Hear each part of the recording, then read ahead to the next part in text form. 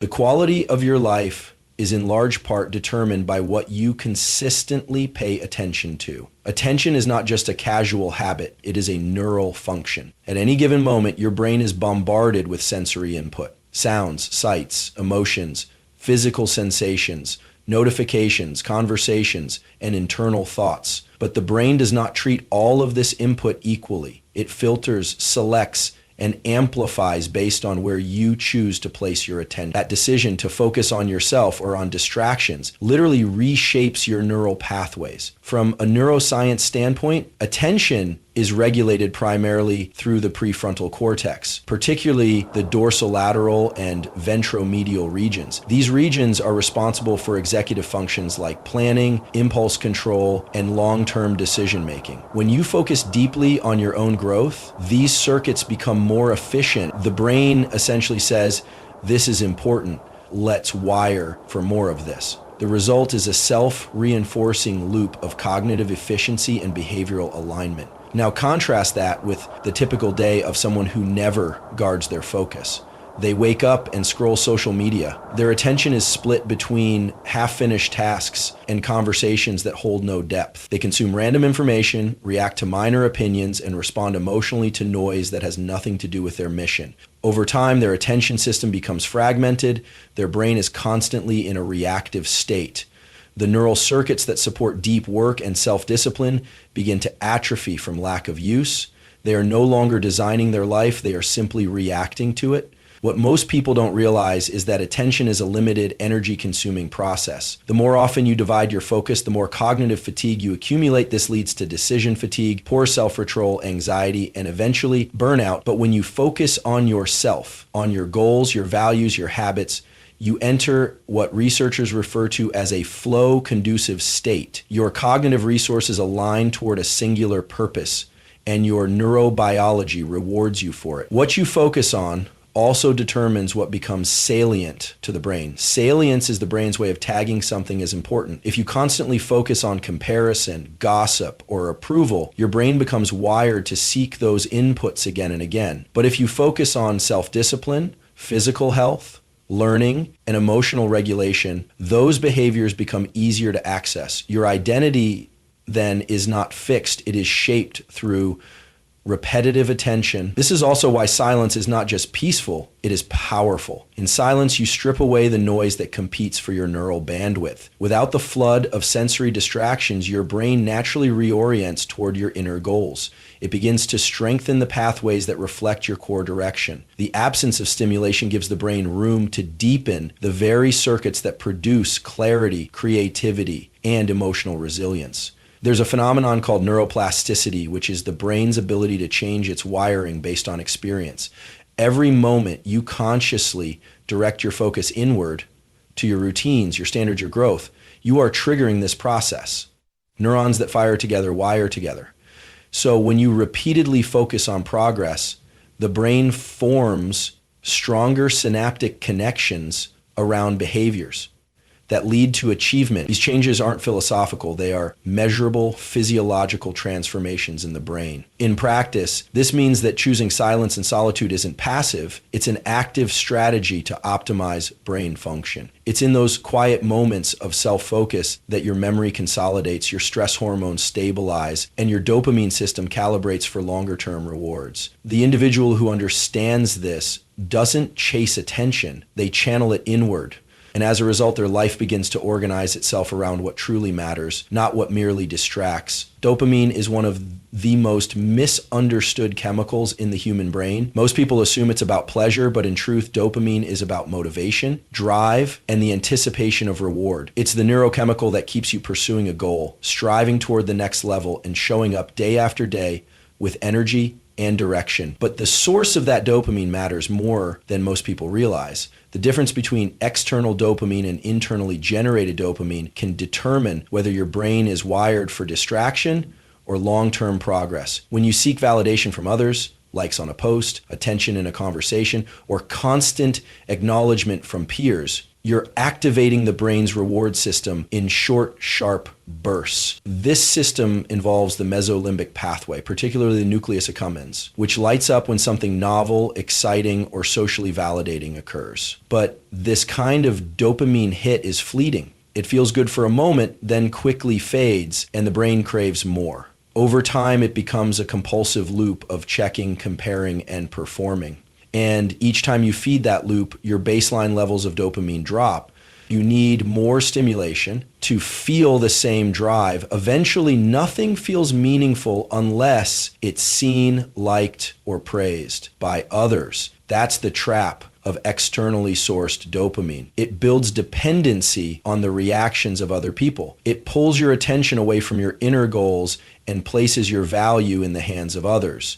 In contrast, internally generated dopamine, the kind that comes from silent effort, from pushing through resistance, from doing the right thing when no one is watching, is far more sustainable and far more powerful for building long-term success. When you quietly wake up early to train your body or develop your mind, when you stick to your plan even though no one will clap for it, your brain registers that action as aligned with your purpose. This activates a different set of circuits, the mesocortical pathway, which connects the ventral tegmental area to the prefrontal cortex. These are the pathways associated with long-term thinking, delayed gratification, and personal growth. Every time you take a disciplined action in silence, you're reinforcing these circuits. You're training your brain to value process over praise. That is the true essence of self-driven progress.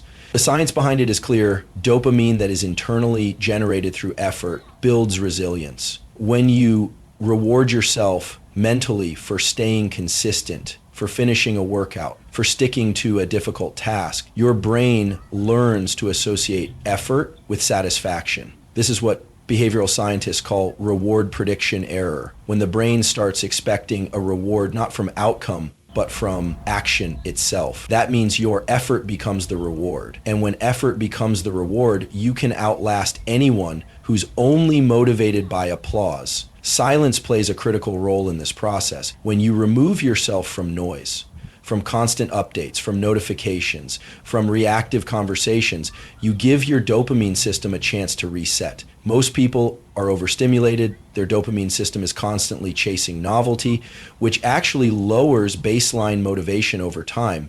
But when you practice stillness and focused solitude, your brain begins to normalize again. It becomes more sensitive to subtle rewards, like the satisfaction of finishing a chapter, completing a set, or holding a commitment. This is why the most driven individuals often operate quietly. They understand that silence shields their momentum. It gives them space to build without interference.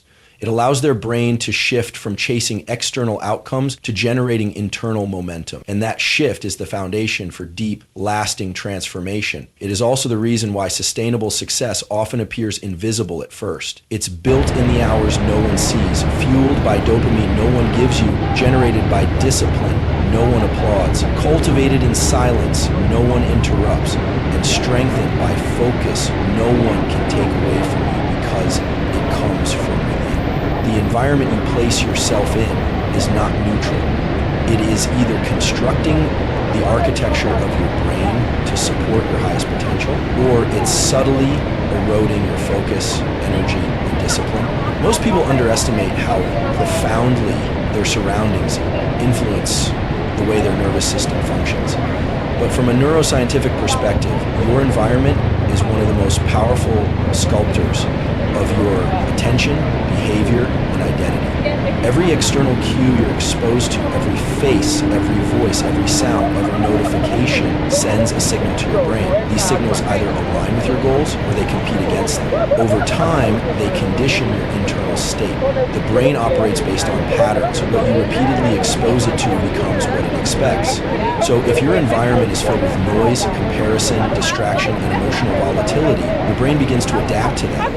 The amygdala becomes hyper-responsive. The prefrontal cortex, responsible for logic, decision-making, and willpower, begins to burn out under constant demands for attention shifting. There is a principle in neuroscience called experience, decrement, degrowth, and plasticity. This means that the brain changes in response to the inputs it receives most consistently. If your daily inputs are chaotic, disorganized, or superficial, your brain becomes optimized for chaos, distraction, and surface-level thinking.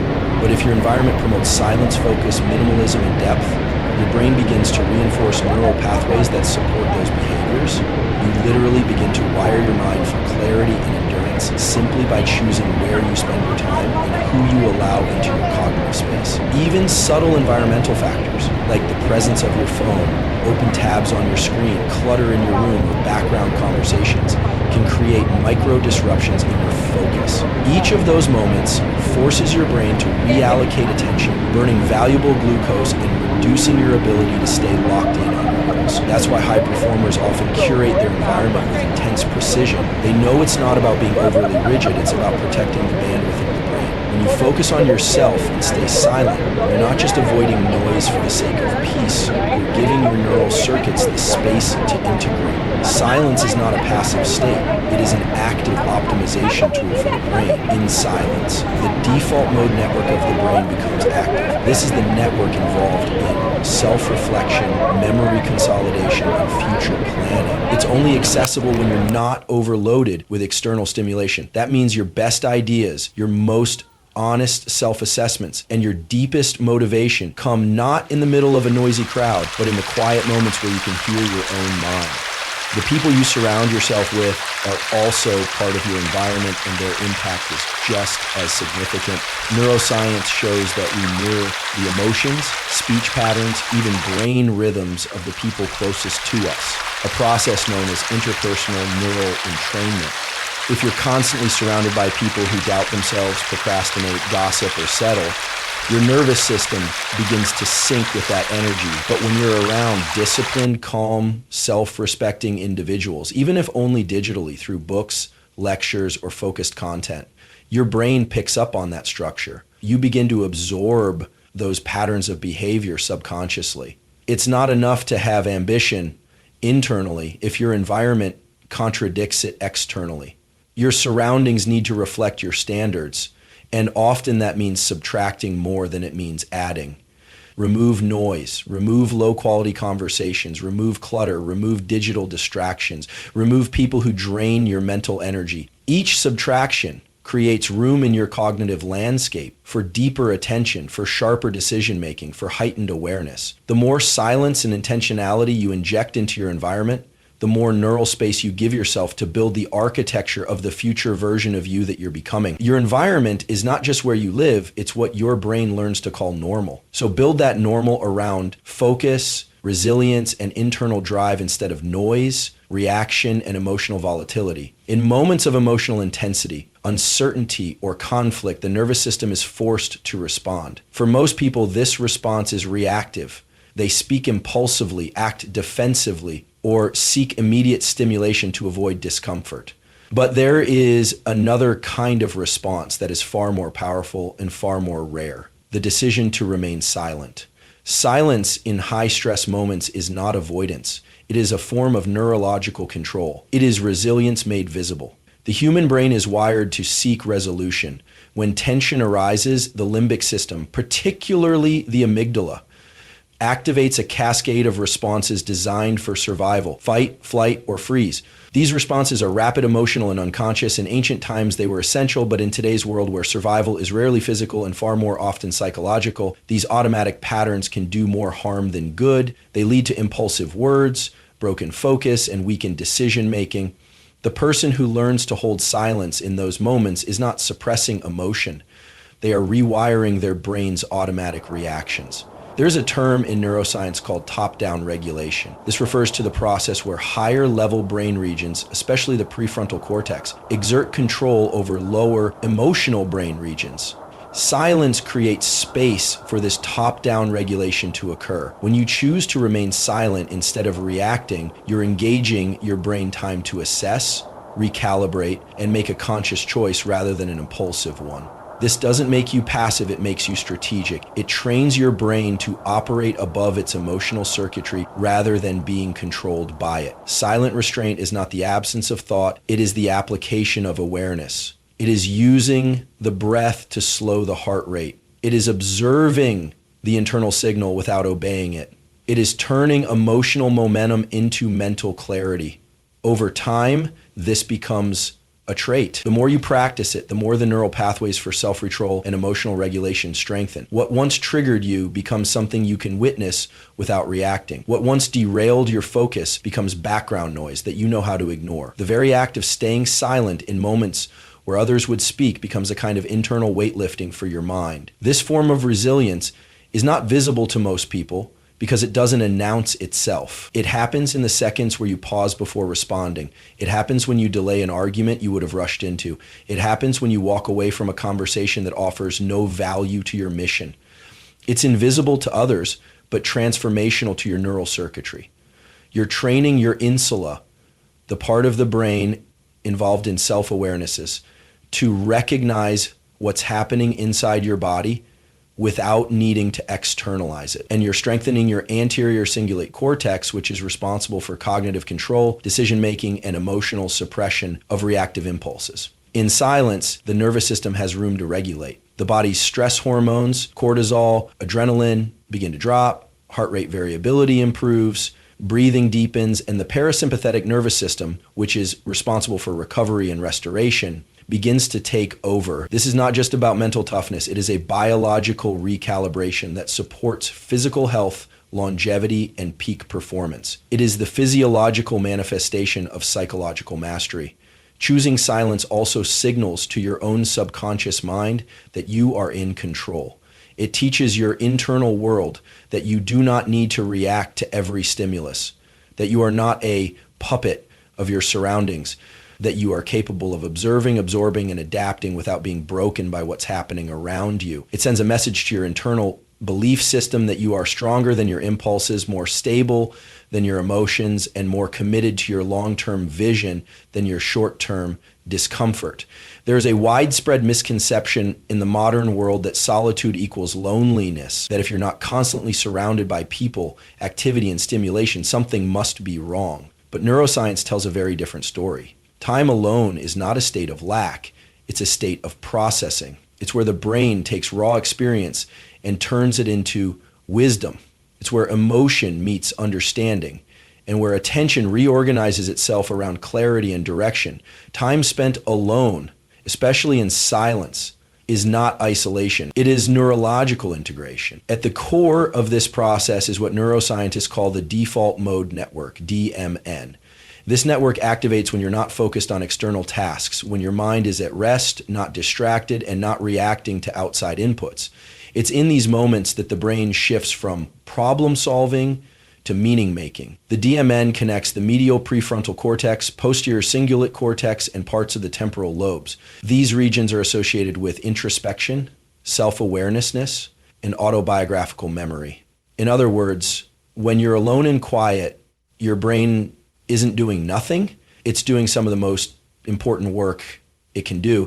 Integration happens in silence. After intense focus, stress, or emotional challenges, your nervous system needs space to decompress and reorganize. If you never allow yourself this space, the brain has no time to absorb what just happened. You just move from one task, one conversation, one screen to the next. Over time, this leads to mental clutter, decision fatigue, and emotional confusion. But when you intentionally create time to be alone, to remove external noise, the brain begins to sort through the data. It begins to connect past experiences with current goals.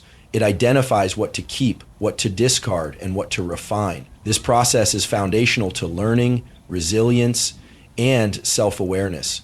Solitude also allows for emotional regulation in the presence of others, especially in socially demanding environments. The brain is constantly monitoring, responding, and adapting. This social mirroring consumes significant cognitive resources. But when you step away from those external demands, the body's sympathetic nervous system, responsible for stress and alertness, can step back, and the parasympathetic system takes over. This shift allows for emotional decompression. You begin to feel what you were too busy to feel. You begin to name emotions you had been carrying unconsciously. And once they're named, the brain can begin to resolve them. Emotional clarity is not found in noise. It is found in stillness. There is also a neurological advantage to self-dialogue during periods of solitude. When you are alone, your inner voice becomes clearer. You begin to have conversations with yourself about your standards, your goals, your discipline, and your value. These internal dialogues strengthen the connectivity between different regions of the prefrontal cortex. They help align intention with behavior. And over time, this alignment builds integrity. Not the moral kind of integrity, but the neurological kind. The sense that your thoughts, emotions, and actions are synchronized. Most people don't integrate because they don't pause. They're addicted to movement, stimulation, and distraction. But growth isn't linear, it's cyclical. You need cycles of action and cycles of reflection. You need effort and integration. You need silence as much as you need strategy. Time alone is the container where ideas mature, decisions crystallize, and emotional turbulence settles into insight. And the deeper you go into silence, the more refined your self-awareness becomes. The brain also consolidates learning during periods of quiet. Memory formation doesn't just occur when you study or experience something new. It occurs when your brain has time to process and replay it. This is why reflection enhances retention. This is why walking alone, journaling in solitude, or sitting in stillness often leads to breakthroughs that chaotic environments can never produce. Your brain is always working, but the quality of its work improves when it's not under constant siege by external input. Time alone gives the brain the operating space to turn experience into structure, to shape identity out of information, to replace reactive behavior with thoughtful, self-aligned patterns. What feels like silence on the outside is on the inside. One of the most active and essential neural processes you can engage in when building a focused, resilient, and self-directed life. Discipline is often misrepresented. In most public narratives, it's portrayed as loud, aggressive, and on display, grinding in the gym, announcing routines, broadcasting achievements. But the most powerful discipline is almost always invisible. It happens in silence, behind closed doors, in early mornings and late nights when no one is looking. From a neuroscience perspective, this kind of consistent, low-friction repetition doesn't just change behavior, it rewires the very architecture of the brain. It builds a foundation so strong that success becomes a byproduct of the system, not just a matter of willpower. The brain is a pattern recognition machine. Every time you engage in a behavior, you're not just completing an action, you're strengthening neural circuits.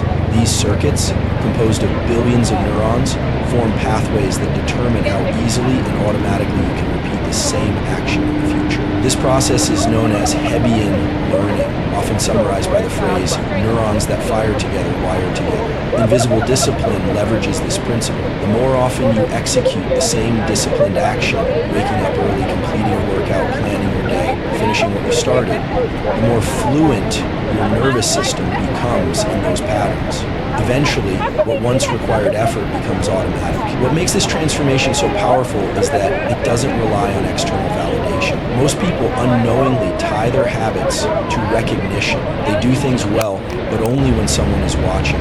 This creates a dopamine loop that is externally dependent. When the recognition disappears, so does the motivation. But when you practice discipline in silence, the brain begins to reward itself from within. This internally generated dopamine, released from the ventral tegmental area and acting in the prefrontal cortex and striatum, becomes associated not with applause, but with effort itself.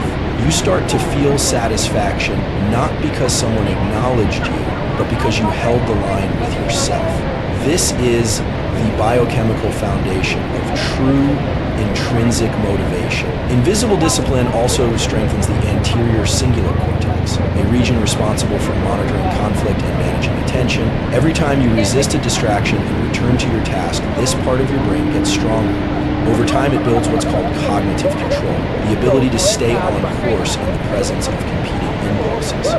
This is the neural basis of consistency, and consistency over time always outpaces intensity. 100 silent days of practice are more effective than one loud day of performance. The brain doesn't care how dramatic your effort looks, it cares how consistent the input is. In silence, the stakes are internal. The win is in the action, not in the reaction. You stop performing for others and start performing for your future self. This activates another crucial brain area, the medial prefrontal cortex, which plays a central role in imagining the future and aligning your current decisions with long-term outcomes. When you visualize the benefits of your silent efforts, how they compound over time, you increase the probability of following through. You create coherence between your present behavior and your future identity. This is where neuroplasticity aligns with purpose. The most durable forms of discipline are built through repetition under low reward, when no one sees you and you still show up, when you get no praise and you still push forward, when the results are slow and you still trust the process.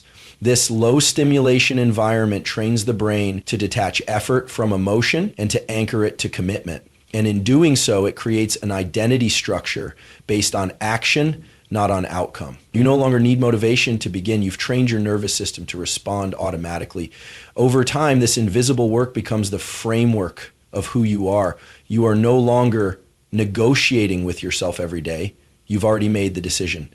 The actions become hardwired, the system becomes stable, and from the outside, it looks effortless. But the reality is that effort never disappeared. It just moved out of sight into a place of internal structure and neural alignment, reinforced by a kind of quiet certainty that no amount of noise or attention could ever replace.